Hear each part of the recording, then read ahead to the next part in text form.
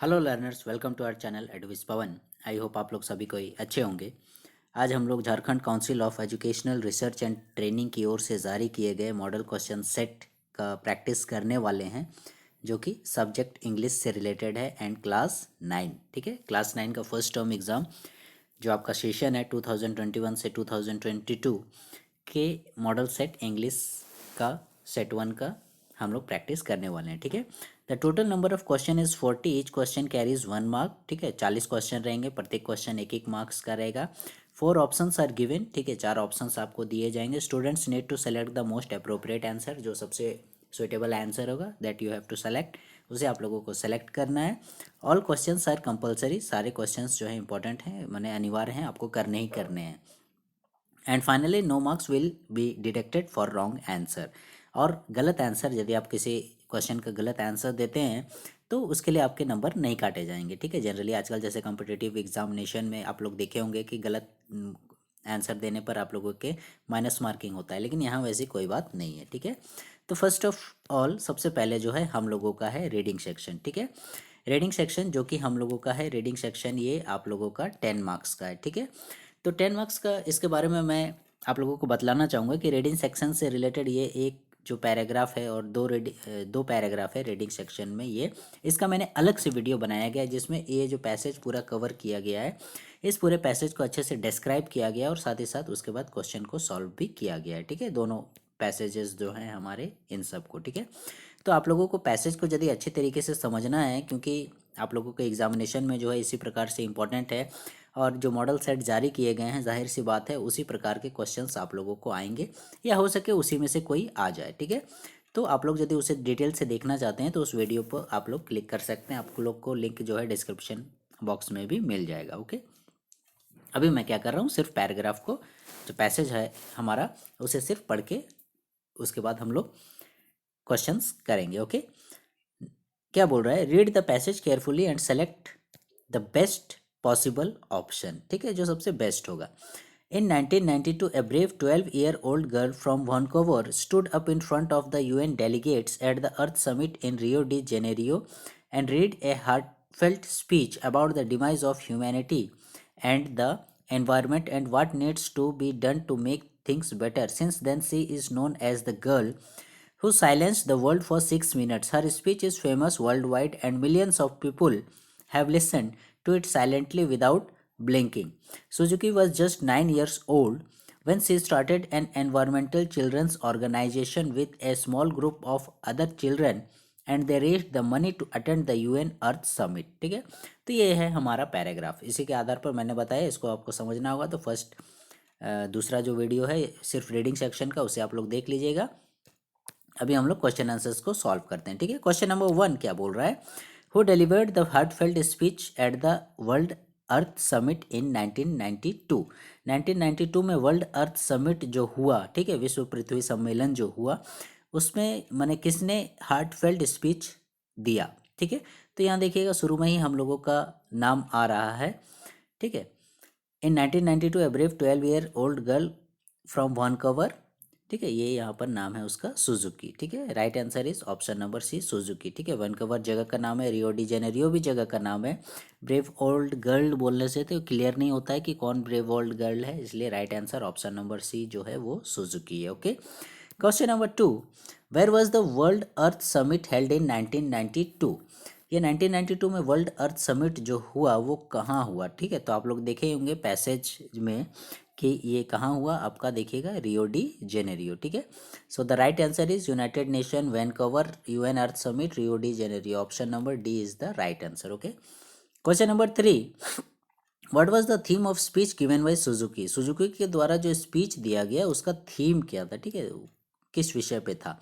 Demise, option A demise of humanity and the environment, option B earth summit, option C environmental children's organisation, option D UN delegates. ठीक है, तो right answer जो होगा वो आपका option number ए होगा, demise of humanity and the environment. This is the right answer, option number ए, यानी मानवता और जो पर्यावरण है उसकी मृत्यु, उसका पतन, उसका ह्रास। ठीक है, ये उस स्पीच का मेन थीम था। Question number 4, what made Suzuki worldwide famous? Suzuki किस वजह से वर्ल्ड वाइड फेमस हुई? ठीक है, she raised the money to save the environment, इसलिए हर 6 मिनट इंस्पायरिंग स्पीच, इसलिए attending the summit at the age of 12, उसने 12 वर्ष की उम्र में उस सम्मेलन में भाग लिया, या फिर she started an environmental children's organisation, इसके लिए। ठीक है, ये चारों ऑप्शंस में सबसे सही जो है वो है हमारा हर 6 मिनट इंस्पायरिंग स्पीच। ठीक है, उसका सिर्फ 6 मिनट का इंस्पायरिंग स्पीच था, देखिएगा आप लोग पैराग्राफ में। ठीक है, who silence the world for 6 minute. ठीक है, तो ये इसीलिए हर 6 मिनट इंस्पायरिंग स्पीच जो है उसको वर्ल्ड वाइड फेमस बना दिया, पूरे विश्व में फेमस बना दिया। Question number 5, what does the world delegate mean? ठीक है, ये जो वर्ड है इसका डेलीगेट का मीनिंग क्या होता है? ठीक है, ऑप्शंस हमारे नेक्स्ट पेज में आप लोग देखिए क्या बोला है, representatives, group of people, leaders और decision makers. Right answer is option number A, representatives. Now come to the next passage, read the passage carefully. ठीक है, and answer the following question, जो आंसर दिए गए उसको क्वेश्चन दिए गए हैं उसको सॉल्व कीजिए। Okay, students in the 6th grade of a certain school in Navi Mumbai love their history lesson thanks to novel teaching aid. It is not surprising given the fact their study material includes comic books and they use their textbooks for reference to put things into perspective. Besides, students are encouraged to tap other sources of information as well. During history classes, students pour overcome strips of historical periods, enact characters of emperors and tyrants, and have animated discussions on the subject. According to the school principal, the comic strip format and visual appeal to the students. A historian feels that using comics in school is a great idea.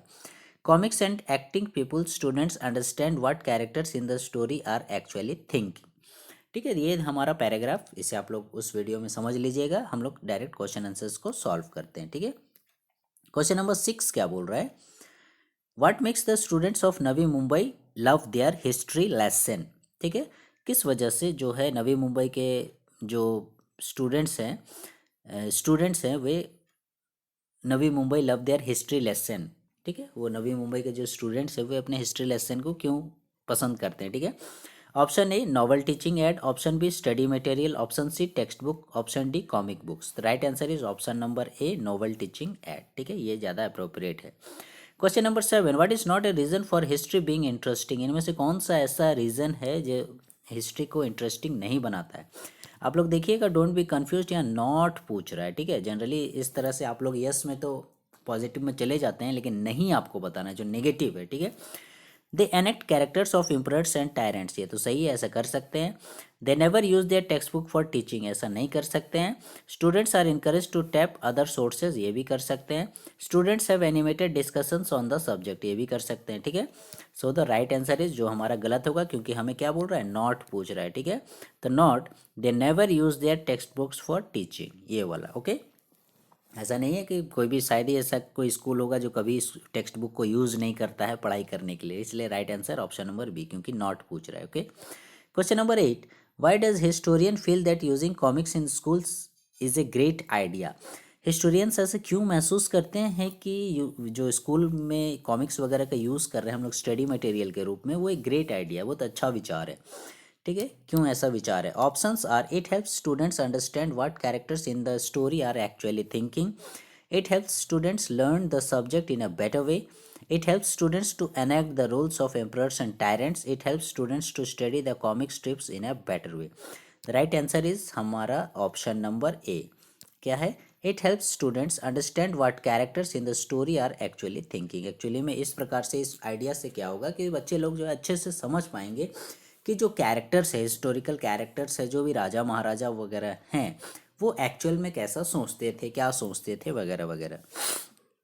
Question number 9, choose the most suitable title of the above passage. ठीक है, ये तो अपने अपनी समझ की बात है भाई कि आप जो ये टाइटल पैसेज दिया गया उसका आप क्या शीर्षक रखोगे।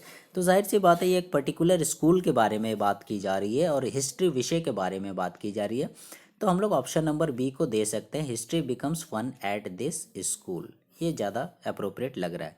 पहला ऑप्शन है, history is the best subject, a great idea of historian, या लर्निंग हिस्ट्री इज़ ईजी। क्योंकि पर्टिकुलर स्कूल की बात की जा रही है, पर्टिकुलर सब्जेक्ट की बात की जा रही है, इसलिए ऑप्शन नंबर बी ज़्यादा अप्रोप्रिएट है, history becomes fun at this school.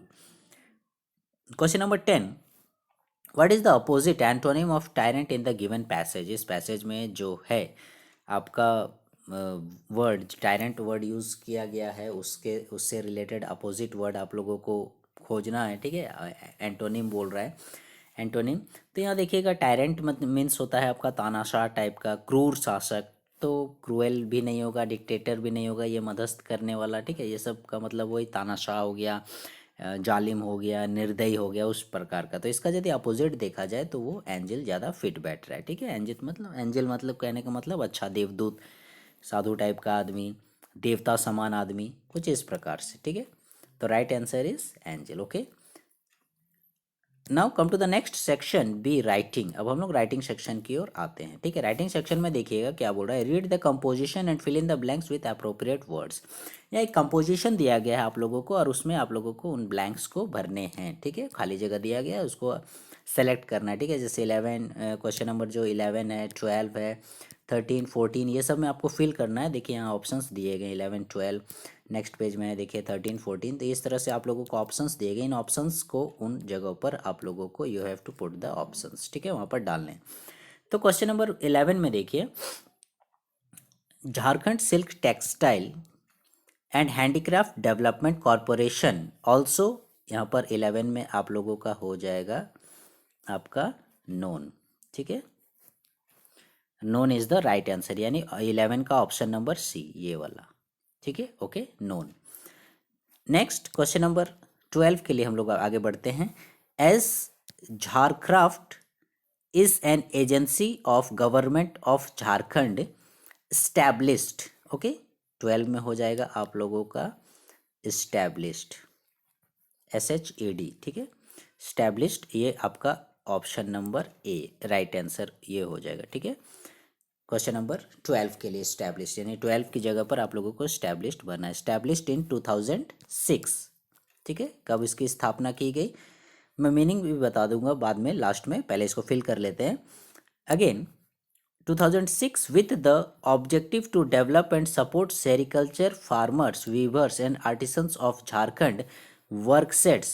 13 का ऑप्शंस देखिए क्या है, has been built, is being built, have been built, ठीक है। Right answer is have been built, ठीक है। तो 13 में have been built with the Jharcraft village with all necessary facilities for the artisans and weavers to work at the, option 14 में आपका हो जाएगा ऑप्शन नंबर बी, नियरेस्ट, ठीक है, ऑफ द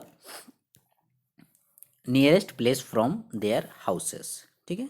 क्या बोल रहा है, अब आप इसे समझ लीजिए। 14 तक हमने सॉल्व कर लिया, अब क्या बोल रहा है इसमें समझ लीजिए।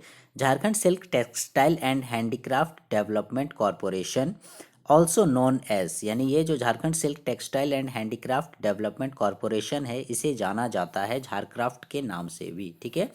ये क्या है, is an agency of government of Jharkhand, ये गवर्नमेंट ऑफ झारखंड का एक एजेंसी है, एस्टैब्लिश्ड इन 2006, जिसकी स्थापना की गई 2006 में, विद द ऑब्जेक्टिव, जिसका उद्देश्य था to develop and support sericulture farmers, weavers and artisans of Jharkhand, कि झारखंड के जितने भी सेरिकल्चर फार्मर्स हैं, ठीक है, यानी रेशम के जो कीड़ों का उत्पादन करते हैं रेशम से रिलेटेड, या वीवर्स उसको बुनने वाले, या उसी प्रकार से कलाकार करने वाले, जो भी आपने देखा होगा आपका झारक्राफ्ट का मेला वगैरह भी लगता है, जिसमें झारखंड से रिलेटेड जितना सिलाई कढ़ाई बुनाई वाली चीज़ें को वहाँ शामिल किया जाता है, तो उनसे रिलेटेड है। Work sets have been built within the Jharcraft villages, ठीक है, उसमें झारक्राफ्ट विलेजेस में इस प्रकार के कार्यस्थल बनाए जाएंगे, विथ ऑल नेसेसरी फैसिलिटीज़, जहाँ सारी सुविधाओं को दिया जाएगा, for the artisans and weavers, जो भी वहाँ कलाकार वगैरह रहेंगे, बुनने वाले रहेंगे, बुनकर लोग रहेंगे, उन सबको, to work at the nearest place from their houses, और सबसे अच्छी बात कि ये उन लोगों के घरों के नज़दीक में होगा। तो ये था आप लोगों का पैराग्राफ, ठीक है। और क्वेश्चन नंबर 14 तक हम लोग का सॉल्व भी हो गया। Now next, read the formal letter and fill in the blanks with appropriate words. अब हम लोगों के लिए एक लेटर है और उसमें हम लोगों को अप्रोप्रिएट वर्ड्स भरने हैं, ठीक है। Letter is model town Ranchi, October 22, 2021, dear brother. आप लोग देखिए, ये भाई को चिट्ठी लिखा गया है, ठीक है। I am extremely dash to learn that you dash secured first position in class 10 exam. That means इतना में आप लोगों को ये समझ में आ गया होगा, सिक्योर्ड फर्स्ट पोजीशन बोल रहा है, ठीक है, यानी कि ये एक प्रकार से बोलो तो एक बधाई पत्र टाइप का है, ठीक है। कि आप जो हो अपने ब्रदर को, क्योंकि डियर ब्रदर को लिख रहे हो तो आप अपने भाई को बधाई दे रहे हो, ठीक है, कि वो क्या किया, सिक्योर्ड फर्स्ट पोजीशन, यानी खुशी वाला लेटर है, ठीक है, कि आप अपने भाई को बधाई दे रहे हो, वो अच्छे नंबरों से पास हो गया, ठीक है। तो क्या करना है, आई एम एक्सट्रीमली 15 नंबर में देखिए यहाँ पर option sad, glad, shocked, surprised, इस प्रकार से, ठीक है। तो इसमें कौन सा ज़्यादा अप्रोप्रिएट होगा, ठीक है। I am extremely surprise to learn you that, यहाँ देखिएगा दो ऑप्शंस ज़्यादा सही हो रहे हैं। अब आपको जो है कैसे क्या करना है इस प्रकार से, हालांकि इसका आंसर जो है वो जारी नहीं किया गया है आंसर शीट, लेकिन ज़्यादा अप्रोप्रिएट अब यदि देखा जाए तो दो लगते हैं मेरे अनुभव से, मेरे विचार से। जैसे एक होगा आपका, पहले तो ये सैड को दुखी फर्स्ट पोजीशन आया तो दुखी तो नहीं होगे, शॉक्ड भी, झटका भी नहीं लगेगा। अब बच गया ग्लैड, ग्लैड मीन्स होता है खुशी होना, ठीक है, ग्लैड मीन्स होता है खुशी होना। और सरप्राइज्ड मीन्स होता है आप सरप्राइज हो गए, आश्चर्यचकित हो गए, ठीक है। तो ये दोनों में थोड़ा कन्फ्यूज़न है, इसलिए थोड़ा नियरेस्ट टाइप का है।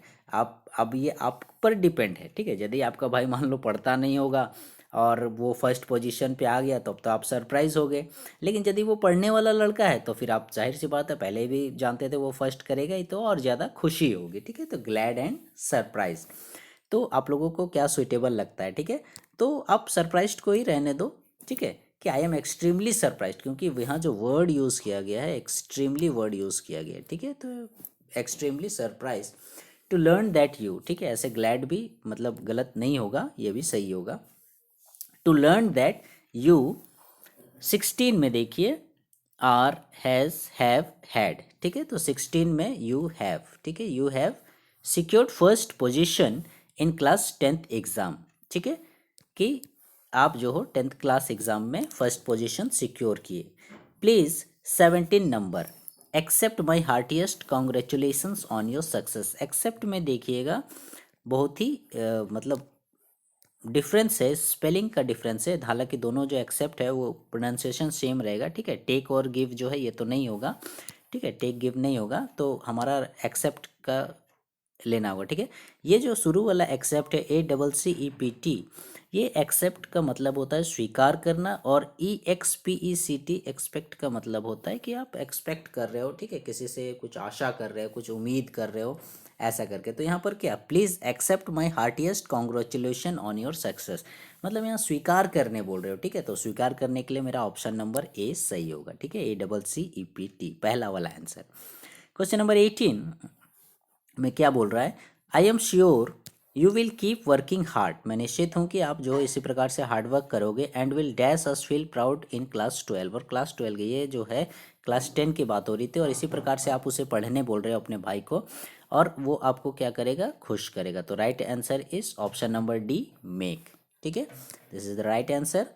क्वेश्चन नंबर 19 आगे बढ़ते हैं हम लोग। Question number 19, fill in the blanks with appropriate verb forms, ठीक है। तो फॉर्म ऑफ वर्ब, तो वर्ब फॉर्म से रिलेटेड, यानी अब देखिए हम लोग ग्रामर सेक्शन में आ गए, जो कि टोटल नंबर ऑफ कितने मार्क्स का है, 5 मार्क्स का है, ठीक है।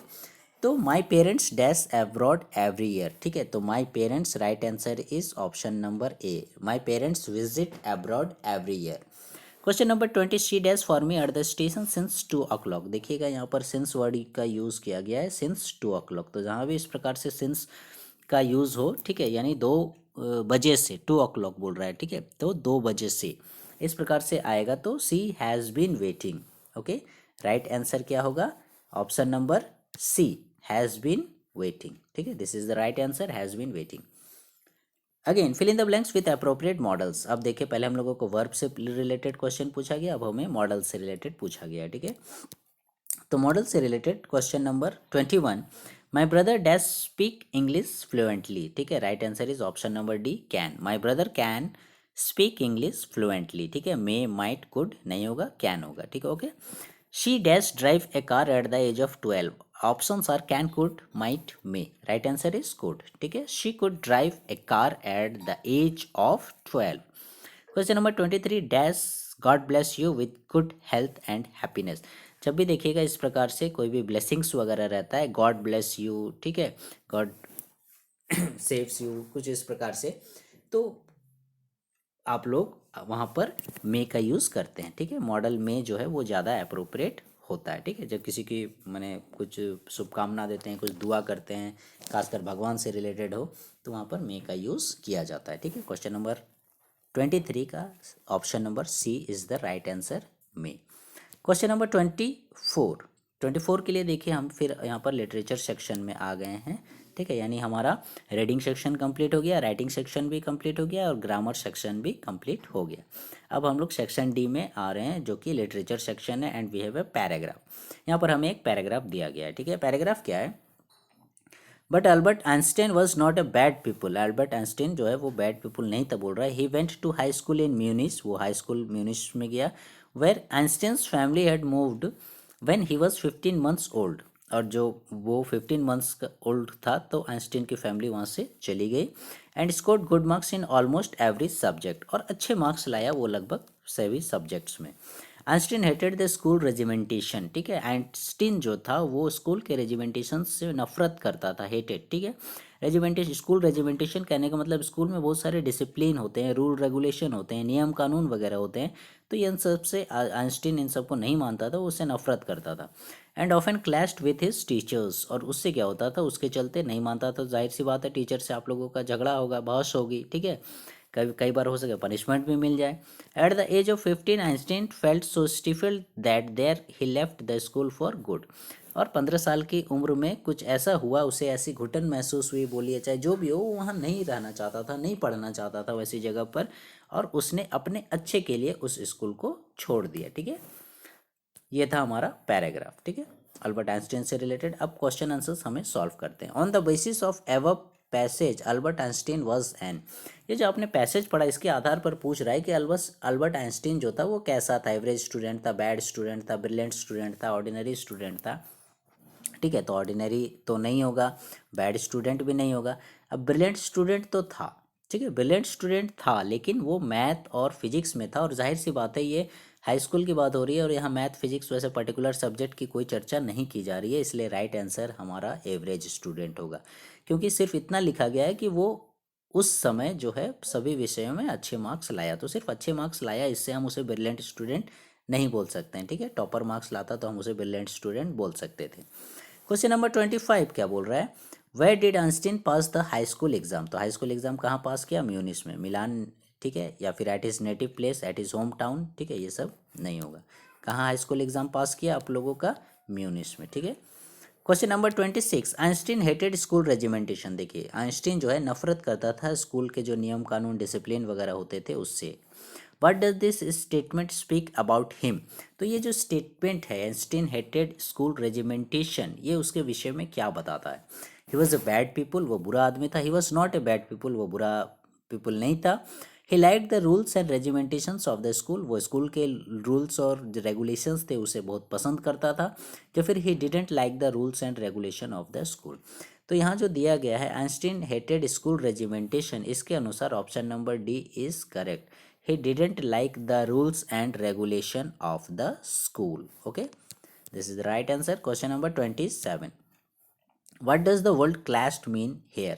क्लैश्ड का मतलब क्या है? पैराग्राफ में हमें क्लैश्ड वर्ड यूज़ किया गया कि अक्सर टीचर से आइंस्टीन का क्लैश हो जाता है, तो इसका मतलब क्या होता है? Right answer is strike, hit, argued और struggle. Right answer is option number C, argued, means बहस करना, झगड़ा करना। ठीक है, नाउ वी हैव ए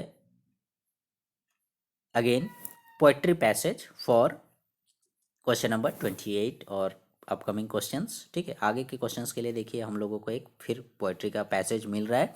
क्या बोल रहा है? Read the extract of the poem and answer the following question. ठीक है, he won't do what you tell him, so come let's build strong homes, let's join the doors firmly, practice to firm the body, make the heart steadfast, do this and the wind will be friends with us। ये जो हमारी poetry है। ठीक है, तो ये देखिएगा poetry जो है किससे लिया गया है। इस पोइट्री का जो टाइटल है वो विंड पोइट्री से लिया गया है। ठीक है, और इसके जो लेखक है वो सुब्रमण्य भारती हैं, जिसमें उस पोइट्री में उन्होंने हवा से दोस्ती करने के विषय में बतलाया है कि किस प्रकार से हवा जो है वो जो कमज़ोर लोग होते हैं, कमज़ोर घर होते हैं, कमज़ोर दरवाजे होते हैं, कमज़ोर खिड़कियाँ वगैरह होती हैं, इन सबको उड़ा कर ले जाता है, तोड़ देता है, गिरा देता है, पटक देता है। ठीक है, कागज़ वगैरह फाड़ देता है, किताबों को गिरा देता है। तो हवा बहुत नुकसान कर देती है, और हमें यदि हवा से दोस्ती करनी है, हम हवा को बोलेंगे भाई हवा धीरे बहो, आराम से आओ, तो वो हमारी बात नहीं मानेगा। इसलिए बोल रहा है he won't do what you tell him, बल्कि हमें क्या करना पड़ेगा उसके दोस्ती करने के लिए, हमें अपने घरों को, दीवारों को, जो छत है घर की, जो दरवाजे हैं घर के, जो खिड़कियां हैं, या और भी जो पार्ट्स आप लोग घर में देखते हैं, उन्हें मजबूत बनाना पड़ेगा। और उन सब से भी ज़्यादा हमें अपने शरीर को मजबूत बनाना पड़ेगा, अपने हृदय को, मन मस्तिष्क को मजबूत बनाना पड़ेगा। तभी जाके हम लोग हवा से दोस्ती कर सकते हैं। यही हमें बोल रहा है इस पोएट्री पैरा में। आइए क्वेश्चन सॉल्व करते हैं। Question number 28, name the poet who has composed this poem. ठीक है, उस कवि का नाम बताना है जिसने इस कविता को लिखा है। तो option number B Subramania Bharati, option A Robert Frost नहीं है, ठीक है, पीवी शैली भी नहीं, क्वेट स्किने भी नहीं। Right answer Subramania Bharati. Question number 29, he won't do what you tell him, वो नहीं करेगा जो आप उसे करने बोलोगे। Who is he in this line, तो इस लाइन में ही किसके लिए आया है। ये जो हमने पोएट्री पढ़ी, इसमें जो वर्ड ही यूज़ किया गया है वो किसके लिए आया है। ठीक है, तो ही जाहिर सी बात है, मैंने बताया ये पोएट्री जो है आपका किससे रिलेटेड है, विंड से रिलेटेड है। तो इसका आंसर भी विंड होगा। यहाँ पर ही किसके लिए आया है, विंड के लिए। ठीक है, पोएट के लिए नहीं आया है, पोएट भले लिखा है वो अलग बात है, लेकिन ही यहाँ पर विंड है फ्रेंड्स। ठीक है, right answer is option number C, okay, wind. Question number 30, why do we need to make one's homes and doors strong and firm. हमें जो है जो घर हैं या दरवाजे वगैरह हैं, इन्हें मजबूत, दृढ़, एकदम स्थिर क्यों बनाना चाहिए, ऐसे क्यों। Option number A the wind destroys weak homes and doors, option B the wind loves weak homes and doors, option C strong homes and doors are good to live, option D strong homes and doors are always beautiful. Right answer is option number A. क्यों हमें दरवाजों खिड़कियों को मजबूत बनाना चाहिए, क्योंकि the wind destroys weak homes and doors, क्योंकि कमज़ोर रहेगा तो हवा फिर उन घरों को, उन दरवाज़ों को तोड़ देगी, बर्बाद कर देगी। Question number 31, how can we be friend with the wind, हम लोग हवा से कैसे दोस्ती कर सकते हैं। तो मैंने पहले ही बताया कि हम लोग अपने हृदय को मजबूत करके, अपने घर को मजबूत करके, अपने बॉडी को मजबूत करके हम लोग हवा से दोस्ती कर सकते हैं, और ये हमारा ऑप्शन नंबर ए में ही है। By making one's homes doors body heart strong, ये बना के option number A. By paying respect to the wind, अब हवा का हम आदर करेंगे बोल रहा है। ठीक है, अब हवा का हम आदर करेंगे, उसे इज्जत देंगे, तो क्या वो मतलब मेरे घर में हवा सामानों को नुकसान नहीं पहुंचाएगी क्या, ऐसी बात नहीं है। ठीक है, by making friendship with the wind, ये तो कहने वाली बात हो गई, भाई हवा मेरा दोस्त है इस तरह से, तो प्रैक्टिकली पॉसिबल नहीं है। By enjoying the strength of the wind, और हवा की ताकत को आप एंजॉय कर रहे हैं, तो एकदम पॉसिबल है ही नहीं। ठीक है, हवा के सामने हम लोग चींटी के बराबर भी नहीं है। तो right answer is option number A, by making one's homes doors body heart strong. Question number 32, how did Margie and Tommy use to study. ये देखिए, मार्गी और टॉमी जो बच्चे थे, ये दोनों भाई बहन थे, और जो है मॉडर्न एज के थे और काफ़ी एडवांस थे। ठीक है, और ये पुराने समय के स्कूल वगैरह से इन लोगों का कोई ताल्लुक नहीं था। जैसे अभी हम लोग बोलते हैं ना कि पुराने समय में गुरुकुल पद्धति थी और गुरु चेला जो है वो पेड़ के नीचे पढ़ा करते थे, तो हमें सिर्फ ऐसा सुनने में मिलता है। ठीक है, अब वैसा नहीं, तो ये उसी प्रकार से बहुत आगे समय का है, नेक्स्ट टू नेक्स्ट जनरेशन आगे का है, और उस समय एक ऐसा आ जाएगा कि वो कंप्यूटर से ही सारी पढ़ाई होगी। ठीक है, तो वही बोल रहा है कि मार्गी और टॉमी यूज टू स्टडी, वे कैसा पढ़ा करते थे इन द स्कूल। मैंने बोला उस समय स्कूल का नामो निशान नहीं रहेगा। With the computer at home, with computer in the school, school तो रहेगा ही नहीं। तो ऑप्शन ए और ऑप्शन सी ये दोनों तो कट गया। सेल्फ स्टडी तो नहीं करेगा, सेल्फ स्टडी कितना करेगा, मैंने पढ़ना तो पड़ेगा ही। तो right answer is option number B, with computer at home. ठीक है, वे लोग घर में पढ़ा करते थे, कंप्यूटर से घर में ही पढ़ा करते थे। ठीक है, घर ही उन लोगों का स्टडी रूम था, क्लासरूम वगैरह था। क्वेश्चन नंबर 33, हु वाज बिस्मिल्लाह खां। बिस्मिल्लाह खां कौन थे। A great shehnai player, a great freedom fighter, a great poet, a great magician. Right answer is option number ए। ठीक है, ए ग्रेट शहनाई प्लेयर, शहनाई वादक थे। Question number 34, why was the little girl afraid. ठीक है, वो छोटी बच्ची जो है वो लिटिल गर्ल केजिया, ठीक है, बच्ची का नाम केजिया था, वो क्यों डरी हुई थी। ठीक है, her father was harsh and rude to her, उसके पिता जो है उसके साथ कड़ा व्यवहार या बुरा व्यवहार, बेरुखा व्यवहार करते थे। Her mother didn't take care of her, या उसके माँ ध्यान नहीं देती थी। या फिर her grandmother was neglecting her all the time, उसकी दादी माँ उस पर ध्यान नहीं देती थी।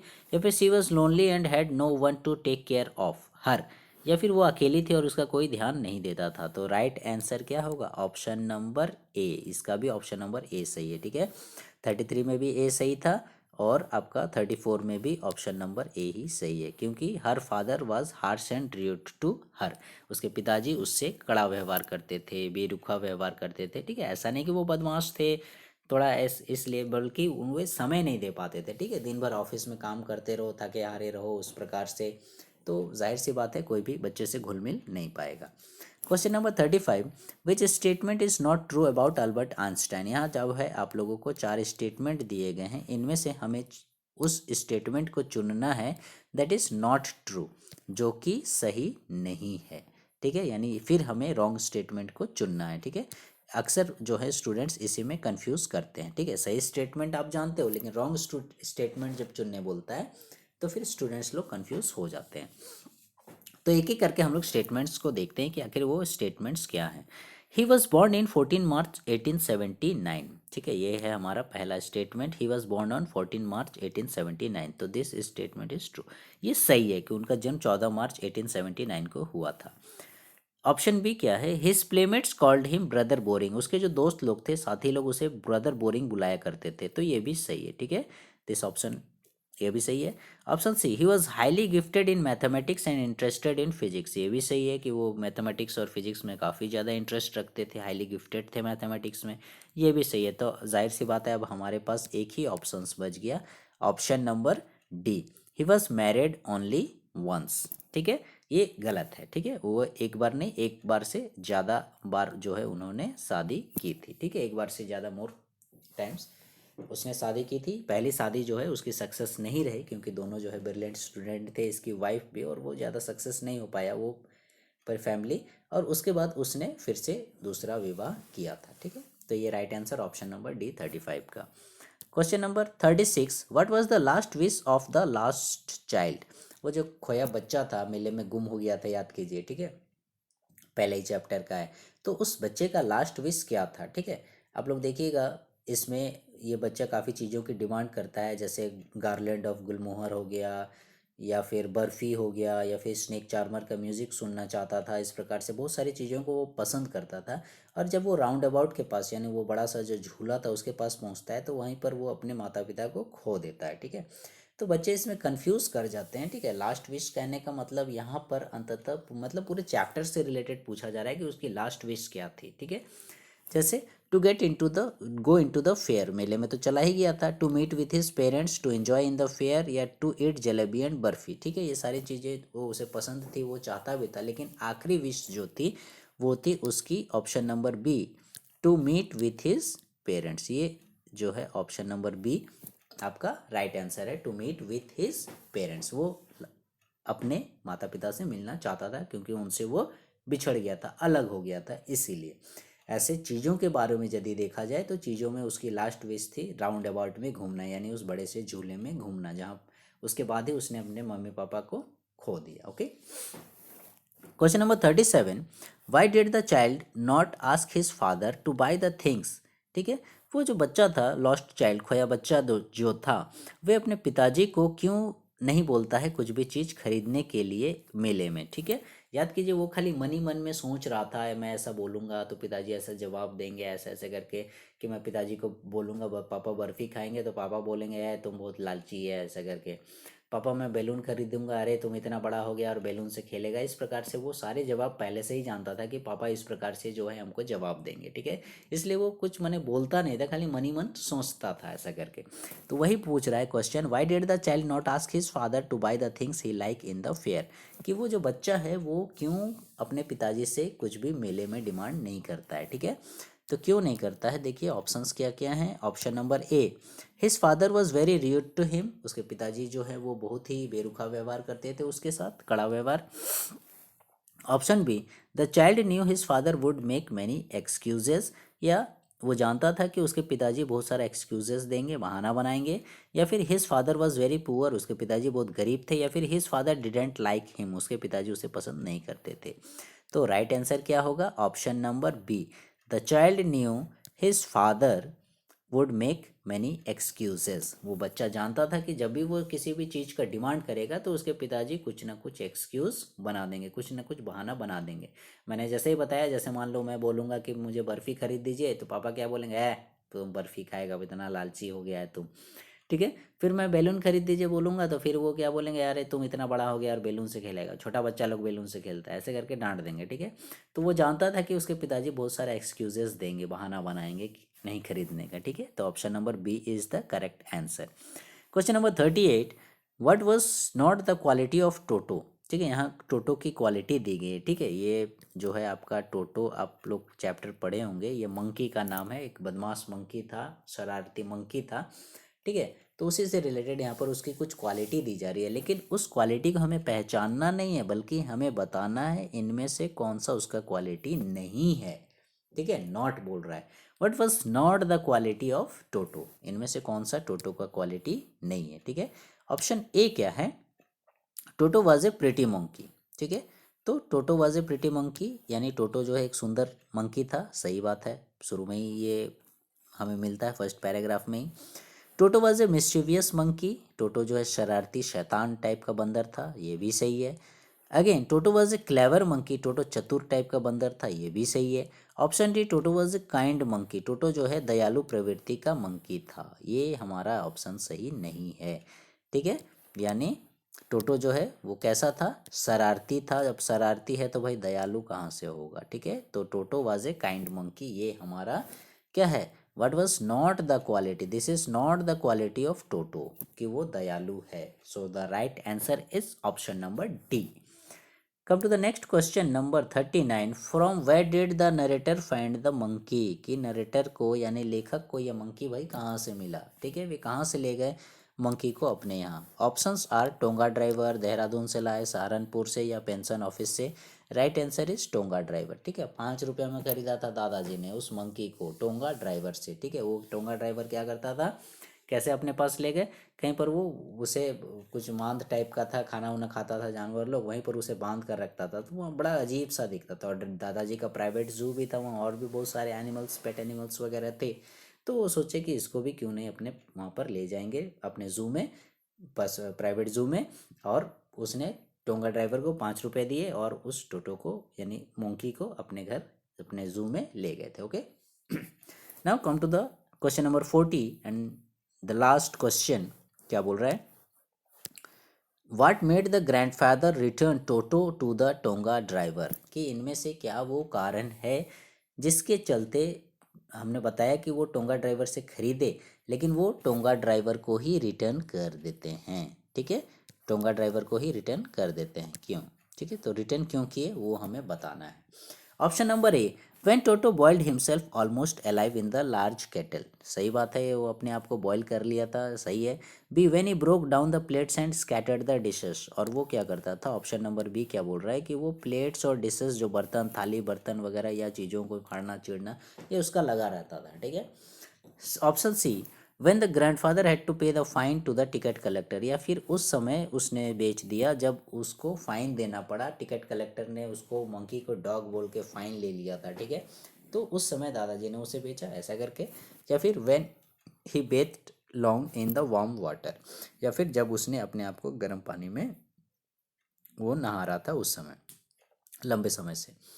तो राइट आंसर इज, ऐसे तो लगभग सभी काम उसने किए थे, लेकिन हमें क्या बोलता है, शुरू में ही बोला था कि हमें मोस्ट अप्रोप्रिएट चुनना है, जो सबसे उपयुक्त हो।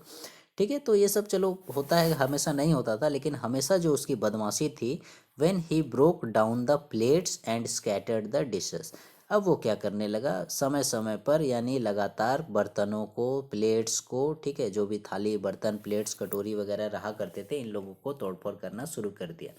अब ठीक है, पेट एनिमल है बोल के रोज़ रोज़ आप तो थाली बर्तन प्लेट गिलास चम्मच ये सब खरीदोगे नहीं। ठीक है, कांच का हुआ या डिशेस का हुआ या चीनी मिट्टी का हुआ, ये सब का हुआ, तो वो सब का बड़ा नुकसान दादाजी को उठाना पड़ रहा था। 5 रुपये में ख़रीदा, उधर टिकट कलेक्टर भी फाइन लिया, इस प्रकार से। और फिर वहीं पर दादाजी को बहुत मने गुस्सा आया, वो अब बोले कि ना, अब इसे झेलना मुश्किल है। और वापस फिर उसने उसी टोंगा ड्राइवर को, जिससे उसने 5 रुपये में ख़रीदा था, वापस टोंगा ड्राइवर को उन्होंने, दादाजी ने वापस बेच दिया। तो these are the 40 important questions of model set 1। ठीक है, आई होप आप लोगों को सारे कॉन्सेप्ट और क्वेश्चन आंसर्स क्लियर हो गए होंगे। फिर भी यदि कोई डाउट होगा तो आप लोग कमेंट सेक्शन में आप लोग ज़रूर मेंशन कीजिएगा उस चीज़ को। और फॉर द नेक्स्ट सेट इसी प्रकार से हमारे वीडियोस के साथ, हमारे चैनल्स के साथ बने रहिएगा। For the next video please stay connected with our channel एडविस Pawan, and please like share subscribe our channel. Okay, thank you.